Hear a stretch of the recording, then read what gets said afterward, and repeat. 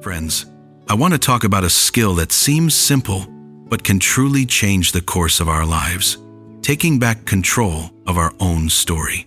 Too often, we live under the weight of other people's opinions. We rehearse our words, worrying what others will think. We hesitate to say no, afraid of seeming selfish.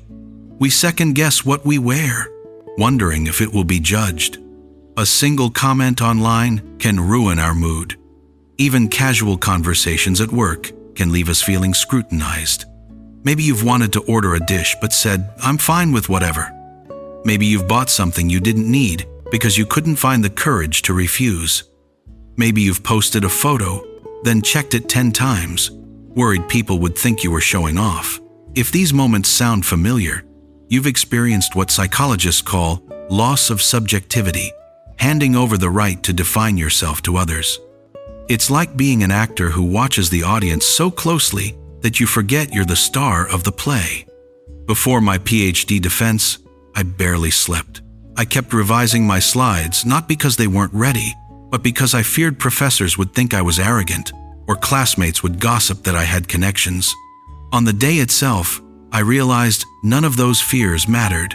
The professors weren't focused on the details I obsessed over, but my confidence had already been drained by worry. When all your attention is tied to other people's reactions, you lose the ability to truly experience life. It's like filming fireworks on your phone. The video can never replace the awe of standing beneath the sky. A psychologist once asked a group of anxious people to do 3 things every day. 1. Wear clothes they loved, even if others might gossip. 2. At a restaurant, say, "This dish is too salty. Please redo it."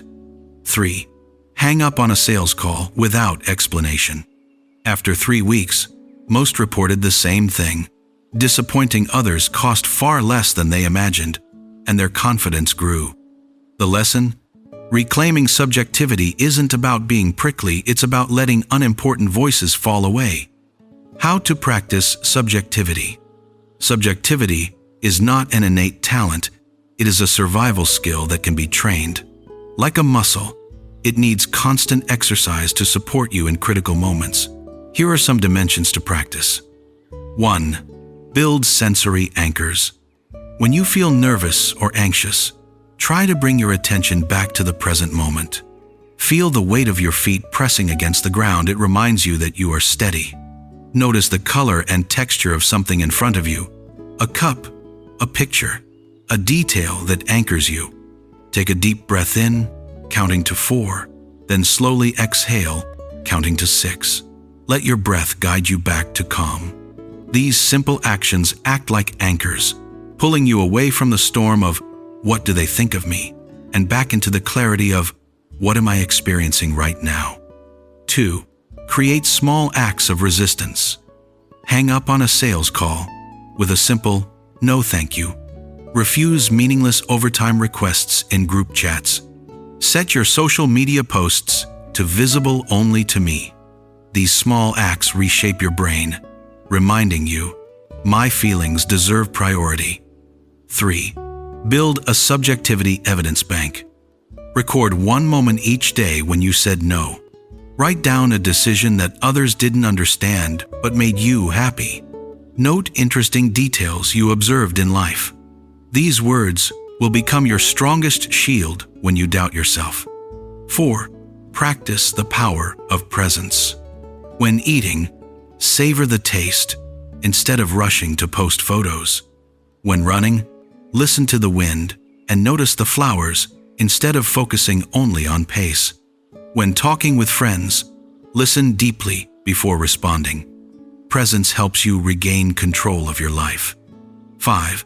Gradually upgrade from small to big. Start with small refusals, like hanging up a call.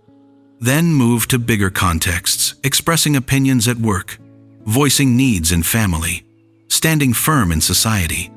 This is how subjectivity grows, from tiny acts of resistance to true freedom. I have a friend who always wore oversized hip-hop clothes. People laughed, saying he looked like he was wrapped in a sack. One day, he wore a strap dress to work.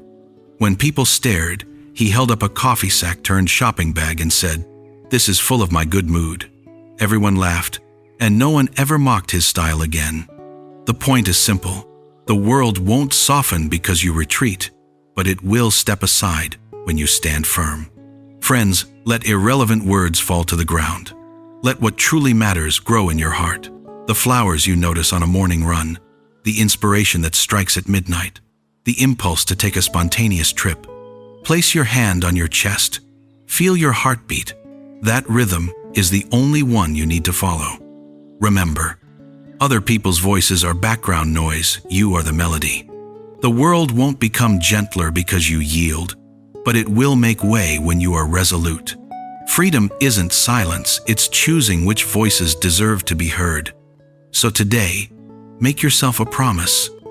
I will be the director of my own life, not a supporting role in someone else's script. When you step onto the stage, don't worry about the audience's reaction. You are the star.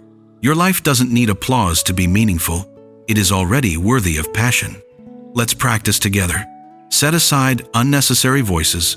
Return your attention to your heartbeat, your breath, your feelings. Only then can you experience the richness and freedom of life. Finally, close your eyes. Take a deep breath in and slowly exhale. Tell yourself, I am worthy. I am enough. I am me. Thank you.